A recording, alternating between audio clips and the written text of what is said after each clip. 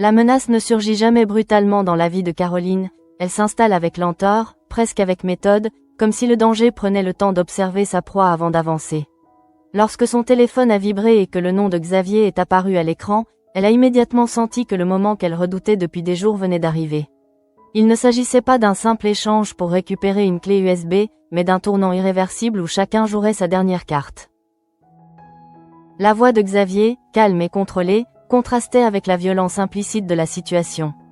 Il lui a donné rendez-vous dans un bar, prétextant vouloir récupérer la fameuse clé USB contenant les preuves compromettantes. Il a insisté pour qu'elle vienne accompagnée de Pablo, une exigence qui, sous son apparente normalité, révélait déjà son intention véritable.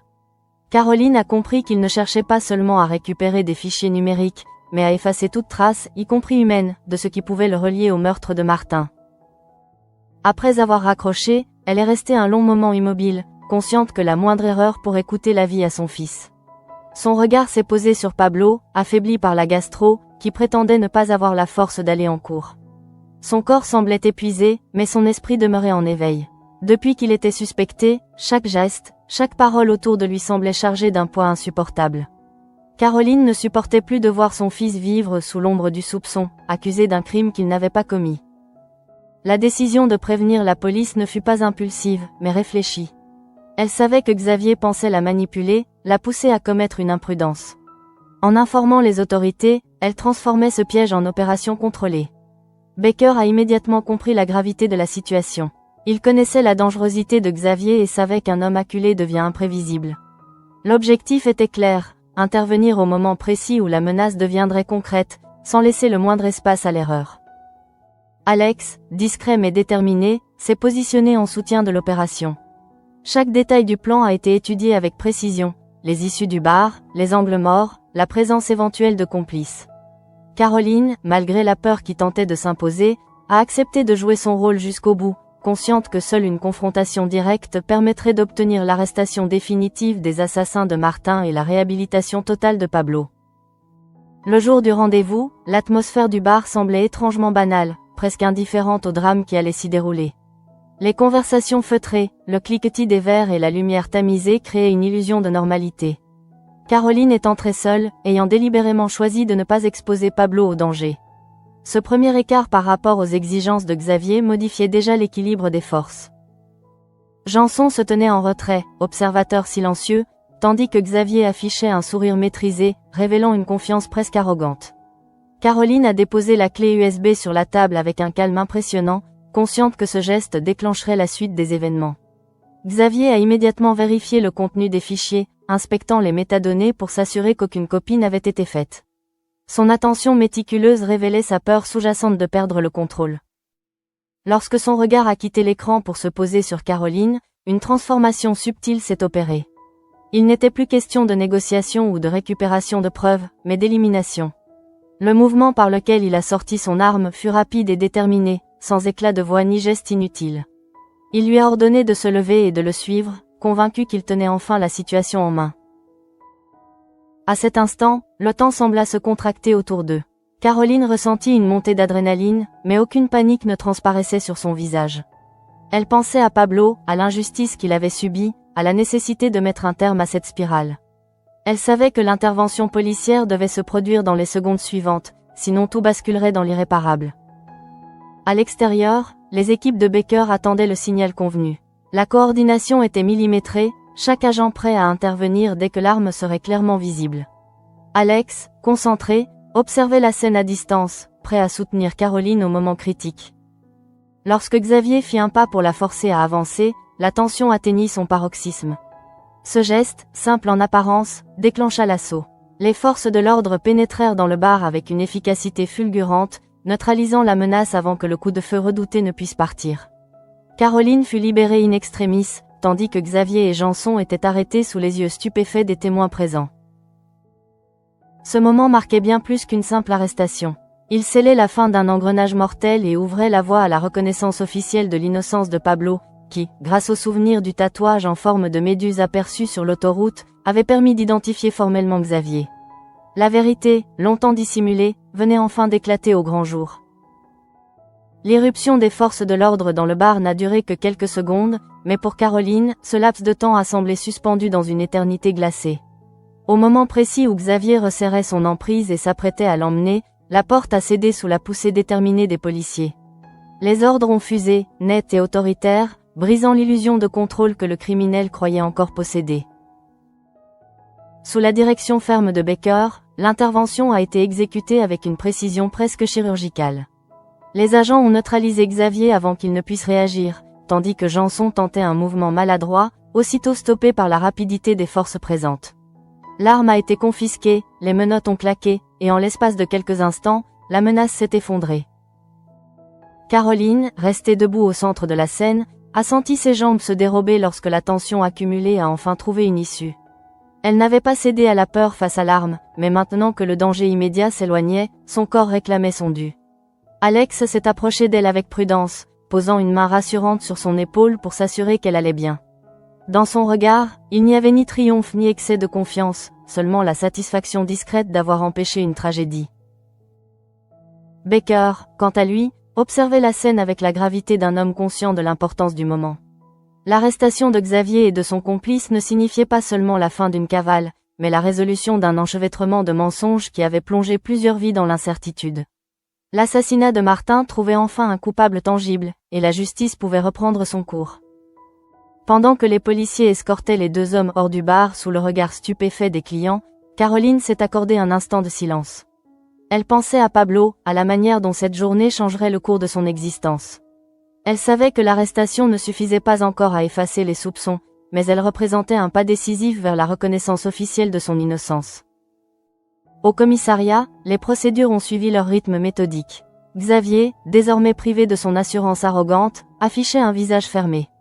Les preuves contenues dans la clé USB, désormais entre les mains de la police, constituaient un élément déterminant. Mais ce fut le témoignage de Pablo qui allait consolider définitivement l'accusation. Face à la juge Alphand, Pablo a relaté avec précision le détail qui avait éveillé ses soupçons. Sur l'autoroute, lors d'une pause à la machine à café, il avait remarqué un tatouage distinctif en forme de méduse sur le bras d'un homme. Ce souvenir, d'abord diffus, avait pris tout son sens lorsqu'il avait revu Xavier. Cette méduse, gravée sur la peau, était devenue le lien concret entre le criminel et les événements tragiques. Cécile, attentive et rigoureuse, a confirmé que ce témoignage, ajouté aux preuves matérielles, permettait de mettre Pablo hors de cause. L'annonce officielle de son innocence représentait un soulagement immense pour le jeune homme, qui avait vécu des semaines sous la pression d'une accusation injuste. Ce n'était pas seulement une victoire judiciaire, mais la restauration d'une dignité menacée. Pendant ce temps, un autre drame, plus intime mais tout aussi brutal, se jouait ailleurs. Yann, après avoir reçu le message de Lucie lui demandant de parler, a choisi la voie la plus tranchante. Son SMS, bref et sans appel, marquait une rupture définitive. Il ne laissait aucune place à la discussion ni à l'explication. Cette froideur soudaine contrastait avec les moments partagés, révélant une décision déjà prise depuis longtemps. Lucie, en lisant ces mots, a senti le sol se dérober sous ses pieds. Elle n'était pas préparée à une coupure aussi nette, aussi dénuée d'humanité apparente. La colère et la douleur se sont mêlées dans un élan incontrôlé. Elle a traité Yann de lâche, puis, submergée par l'émotion, a jeté le bracelet qu'il lui avait offert. Le bijou s'est brisé en heurtant le sol, symbole tangible d'un lien désormais réduit en fragments. Pourtant, quelques secondes plus tard, elle s'est penchée pour ramasser les morceaux, incapable de renoncer totalement à ce qu'ils représentaient. Ce geste contradictoire révélait l'ambivalence de son cœur, partagé entre la rage et l'attachement persistant. Incapable de se concentrer lors de sa consultation avec Gabin, Lucie a interrompu la séance, consciente que son état ne lui permettait plus d'assurer son rôle professionnel. Son regard absent, sa voix hésitante trahissaient une tristesse profonde. Elle a fini par admettre qu'elle ne se sentait pas bien, qu'elle avait besoin de s'éloigner. C'est chez Muriel qu'elle a trouvé refuge. En larmes, elle a annoncé que tout était terminé. Muriel, fidèle à son tempérament pragmatique, l'a écoutée sans jugement. Elle a tenté de lui faire comprendre que confronter la femme de Yann ne servirait à rien, que cela ne ferait pas revenir un homme déjà parti. Boris, de son côté, a choisi de s'occuper du dîner, préparant une tarte au thon dans un effort discret pour apporter un peu de normalité à la soirée. Cette scène domestique, simple et chaleureuse, contrastait avec la violence des événements précédents. Autour de la table, malgré les larmes et la fatigue, une forme de solidarité silencieuse s'est installée.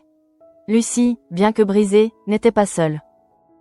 De retour chez elle, Caroline a retrouvé Pablo et Hugo. La tension accumulée s'est transformée en un besoin de douceur. Ils ont décidé de lui faire couler un bain, avec un supplément de mousse, comme une tentative presque enfantine de rétablir un équilibre après la tempête. Ce moment partagé, intime et apaisant, représentait bien plus qu'un simple geste de confort, il symbolisait la fin d'une menace et le début d'une reconstruction. La grande absente de cette soirée restait Sabine, dont l'absence planait comme une note dissonante dans ce tableau de réconciliation. Pourtant, malgré les blessures et les ruptures, l'essentiel demeurait, la vérité avait triomphé, et l'innocence de Pablo était enfin reconnue. Le retour à la maison n'a pas immédiatement effacé la violence de ce que Caroline venait de traverser. Une fois la porte refermée derrière elle, le silence du salon lui apparut presque irréel, comme si le monde extérieur appartenait déjà à une autre dimension. Elle a posé son sac sans un mot, consciente que le danger avait été neutralisé, mais que les images de larmes pointées sur elle continueraient à la hanter bien au-delà de cette journée. Pablo l'observait avec une intensité inhabituelle. Il cherchait sur le visage de sa mère les traces d'une peur qu'elle s'efforçait de dissimuler.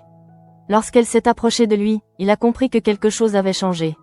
Ce n'était pas seulement l'arrestation de Xavier, mais la certitude qu'ils avaient frôlé l'irréparable. Il a murmuré qu'il était désolé d'avoir entraîné sa mère dans cette spirale, mais Caroline l'a immédiatement interrompu d'un regard ferme. Rien de tout cela n'était sa faute. Elle voulait qu'il l'intègre profondément, qu'il ne laisse plus jamais le doute l'envahir.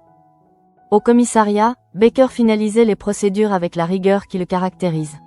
Il ne manifestait aucune euphorie, seulement une concentration calme. Il savait que l'arrestation de Xavier marquait une étape cruciale, mais que l'affaire ne serait officiellement close qu'une fois les charges consolidées. Il a brièvement échangé avec Alex, soulignant l'importance du timing de l'intervention. Un retard de quelques secondes aurait pu transformer cette opération en drame irréversible. La coordination avait été parfaite, mais Baker restait lucide. La chance n'est jamais un plan. De son côté, Pablo repensait au moment où il avait reconnu le tatouage de la méduse. Ce souvenir, qui lui paraissait anodin sur l'autoroute, avait fini par devenir la pièce manquante du puzzle. Il se souvenait de la scène avec une précision presque douloureuse, la lumière crue de la station-service, le bruit des machines à café et ce bras découvert révélant un dessin étrange. Ce détail l'avait poursuivi sans qu'il comprenne immédiatement pourquoi. Aujourd'hui, il mesurait l'importance de cette mémoire involontaire qui avait contribué à renverser la situation. Lorsque la juge Alphand a confirmé officiellement qu'il était mis hors de cause, un poids invisible s'est détaché de ses épaules. Pendant des semaines, il avait porté la suspicion comme une seconde peau, se demandant si les regards autour de lui ne cachaient pas un jugement silencieux. L'innocence retrouvée n'effaçait pas tout, mais elle lui rendait quelque chose d'essentiel, la possibilité de regarder l'avenir sans honte. Pendant ce temps, Yann poursuivait sa journée avec une apparente normalité. Il avait proposé à Johanna de retourner dans le bar de salsa où il s'était rendu lors de leur premier rendez-vous, comme pour raviver un souvenir heureux et renforcer le lien officiel qui les unissait. Son attitude était posée, presque légère. Pourtant, derrière cette façade, il venait de trancher brutalement avec Lucie par un simple message. Il avait choisi la distance radicale plutôt que l'explication, préférant une rupture nette à un face-à-face chargé d'émotions. Lucie, quant à elle, oscillait entre colère et désespoir. L'image du bracelet brisé lui revenait sans cesse à l'esprit. Ce bijou, offert comme une promesse implicite, gisait désormais en fragments qu'elle avait rassemblés maladroitement. Ce geste révélait l'absurdité de la situation. Elle savait que tout était fini, mais refusait d'abandonner totalement les symboles de ce qu'elle avait vécu. Chez Muriel, l'atmosphère était empreinte d'une douceur protectrice. Muriel ne cherchait pas à minimiser la douleur de son amie, mais à l'ancrer dans une réalité plus stable. Elle lui expliquait avec calme que confronter l'épouse de Yann ne ferait qu'ajouter du chaos à une situation déjà douloureuse. Boris, concentré sur la préparation du dîner, apportait par sa présence silencieuse un équilibre bienvenu. La tarte au thon qu'il avait décidé de cuisiner devenait presque un acte de résistance contre la tristesse ambiante, une manière de rappeler que la vie continue malgré les ruptures. Lucie, malgré les larmes, trouvait dans ce cadre familier un réconfort fragile. Elle admettait qu'elle n'arrivait plus à travailler, que son esprit était incapable de se fixer sur autre chose que ce message lapidaire. Elle mesurait soudain la brutalité de la décision de Yann, non seulement dans ses mots, mais dans son absence d'humanité apparente. Elle avait cru mériter au moins une conversation. Elle n'avait reçu qu'un point final. De retour chez elle, Caroline a accepté l'attention de Hugo et Pablo lorsqu'ils ont décidé de lui préparer un bain. Ce geste, simple et presque enfantin, possédait une portée symbolique profonde. L'eau chaude et la mousse abondante n'étaient pas seulement destinées à détendre son corps, mais à dissoudre la tension accumulée. Tandis qu'elle s'immergeait lentement, elle sentait la rigidité quitter ses muscles, remplacée par une fatigue lourde mais apaisante. Hugo observait la scène avec une tendresse retenue, conscient que Caroline avait frôlé la mort quelques heures plus tôt. Il ne cherchait pas à dramatiser, mais son regard exprimait une reconnaissance silencieuse envers Baker et les équipes d'intervention. Pablo, assis à proximité, affichait un sourire timide, presque incrédule face à la rapidité avec laquelle leur vie venait de basculer du chaos à la sécurité. La maison retrouvait peu à peu son rythme, mais une absence persistait. Sabine n'était pas là pour partager ce moment de soulagement. Son absence créait un vide perceptible, rappelant que toutes les relations ne sont pas immédiatement réconciliées par la justice rendue. Ainsi, tandis que la nuit s'installait, deux réalités parallèles coexistaient. D'un côté, une famille réunie autour d'une innocence restaurée et d'un danger écarté. De l'autre, une femme en larmes tentant de recoller les morceaux d'un amour brisé.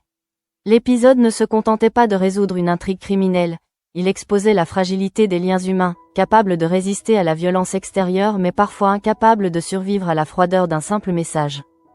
La nuit ne parvient pas toujours à apaiser les esprits, même lorsque le danger immédiat a disparu. Chez Caroline, le calme retrouvé ressemble davantage à une accalmie fragile qu'à une véritable paix. Le bain chaud, la mousse abondante, la présence rassurante de Hugo et de Pablo ont constitué un rempart provisoire contre l'effondrement. Pourtant, lorsque la maison s'est plongée dans le silence, les images du bar sont revenues avec une netteté presque insoutenable.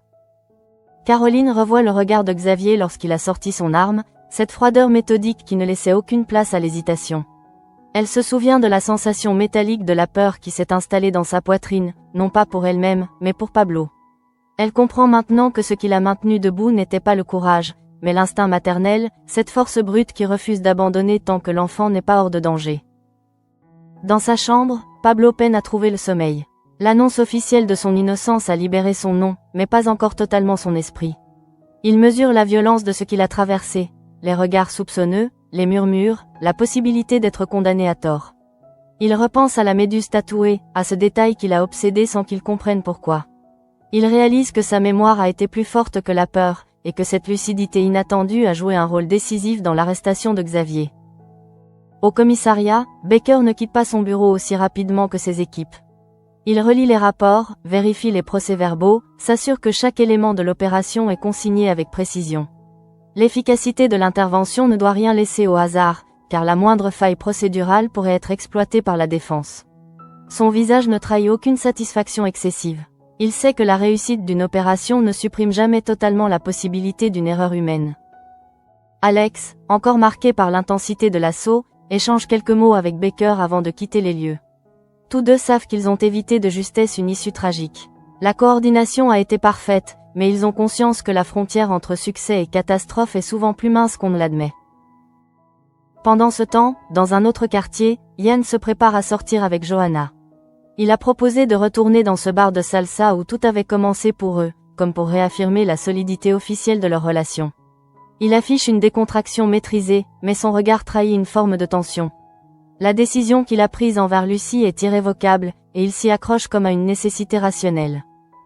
Johanna, heureuse et confiante, ne soupçonne rien de la tempête silencieuse qui vient de se clore ailleurs. Elle partage avec Florent son enthousiasme à propos de sa demande d'agrément, avouant malgré tout une inquiétude profonde à l'idée de ne pas être à la hauteur. Florent, avec son pragmatisme habituel, lui rappelle qu'aucun parent ne reçoit de mode d'emploi. La conversation glisse vers Kira et vers cette phrase qu'elle avait prononcée un jour, soulignant combien l'attachement peut naître au-delà des ressemblances. Ces paroles résonnent chez Johanna comme une confirmation qu'elle est prête à avancer. Lucie, elle, ne trouve aucun apaisement. Après le dîner chez Muriel, elle rentre chez elle avec une fatigue lourde qui ne parvient pas à étouffer la douleur. Elle relit le message de Yann, encore et encore, cherchant un sens caché, une ambiguïté qui lui aurait échappé. Mais il n'y a rien d'autre qu'une rupture nette, froide, presque administrative. Elle ressent une humiliation sourde, non seulement d'avoir été quittée, mais d'avoir été effacée d'un simple geste. La solitude accentue son sentiment d'abandon. Elle se demande si elle n'a été qu'une parenthèse, un écart que Yann a refermé sans remords. Elle se reproche d'avoir cru aux promesses implicites, d'avoir interprété certains silences comme des preuves d'attachement. Sa colère se tourne contre lui, puis contre elle-même, dans un va-et-vient épuisant. Chez Caroline, le matin suivant apporte une lumière plus douce. Les visages sont marqués par la fatigue, mais aussi par une forme de soulagement tangible. Pablo descend dans la cuisine avec une légèreté nouvelle. Il ne porte plus le poids du soupçon. Caroline l'observe avec une attention renouvelée, consciente que cette épreuve les a rapprochés d'une manière irréversible.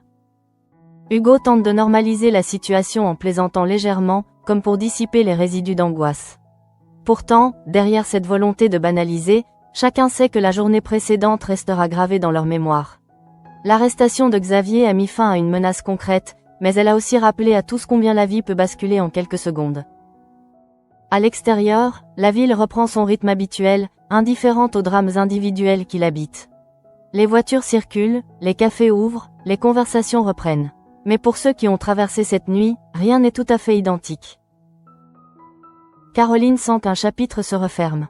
Pablo, enfin reconnu innocent, peut envisager l'avenir sans la crainte constante d'une accusation injuste. Baker et ses équipes ont accompli leur mission, consolidant une vérité longtemps menacée. Pourtant, ailleurs, un autre fil narratif demeure tendu. La rupture entre Yann et Lucie n'a pas encore livré toutes ses conséquences.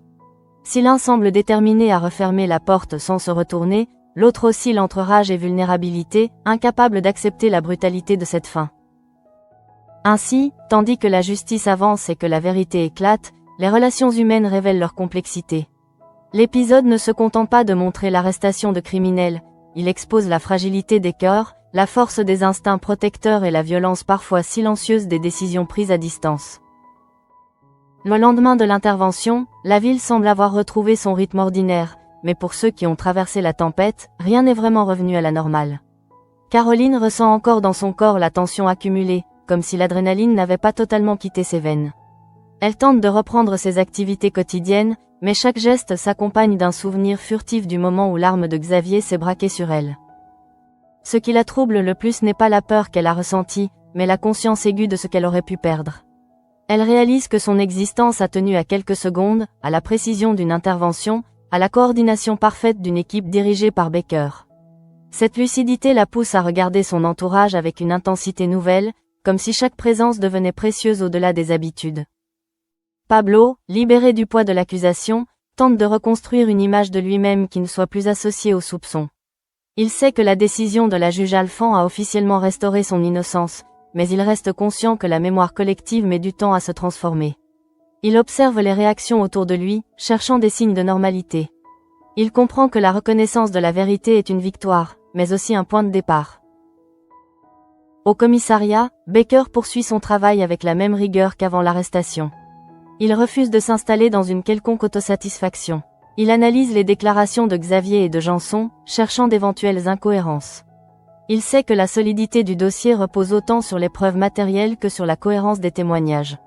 Son expérience lui a appris que la justice n'est jamais acquise tant que le verdict final n'est pas prononcé. Alex partage ce pragmatisme. Il échange avec Baker sur les détails de l'opération, revenant sur chaque décision prise. Ils mesurent ensemble la fragilité de la situation et la nécessité de rester vigilant. L'arrestation a été un succès, mais elle aurait pu se transformer en drame si le timing avait été légèrement différent. Pendant ce temps, Yann s'efforce de consolider son image de mari attentif auprès de Johanna. Au bar de salsa, il recrée le décor de leur premier rendez-vous, cherchant à réactiver une complicité rassurante. Johanna, confiante et souriante, se laisse porter par l'ambiance. Elle évoque sa demande d'agrément avec une sincérité touchante, avouant ses doutes et ses espoirs. Yann l'écoute avec attention, conscient que sa décision de rompre avec Lucie s'inscrit aussi dans la volonté de préserver cette stabilité. Cependant, derrière son apparente sérénité, Yann sait qu'il a agi avec une brutalité froide. Le message qu'il a envoyé à Lucie ne laissait aucune place à la nuance. Il a choisi l'efficacité à la confrontation, persuadé qu'un échange prolongé n'aurait fait qu'aggraver la situation. Il se convainc que cette distance est nécessaire, qu'elle évitera des blessures plus profondes.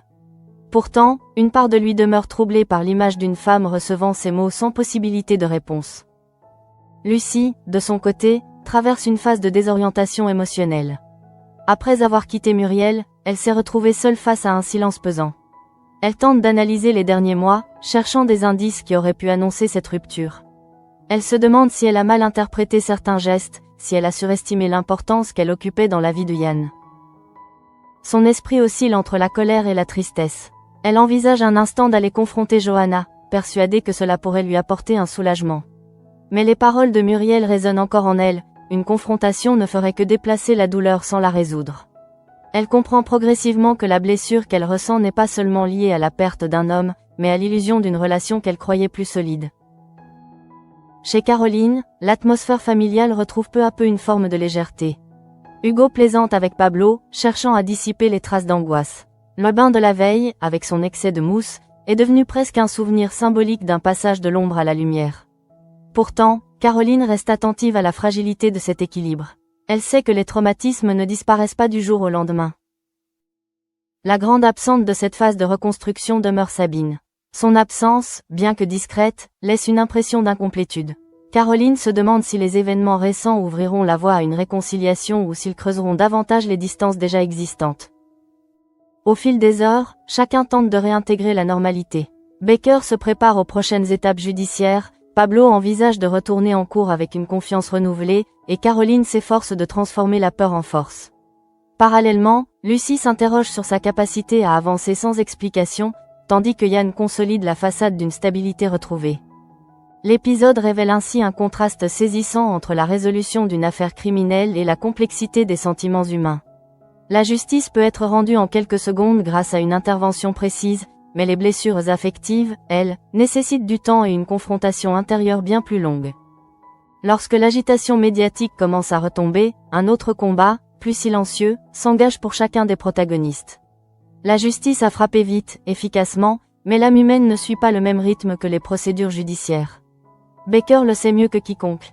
Assis dans son bureau, il relit encore une fois les dépositions, non par nécessité immédiate, mais par habitude presque obsessionnelle. Il s'interroge sur les failles possibles, sur les détails qui auraient pu échapper à son contrôle. Ce perfectionnisme n'est pas une démonstration d'ego, mais une manière de conjurer l'imprévisible.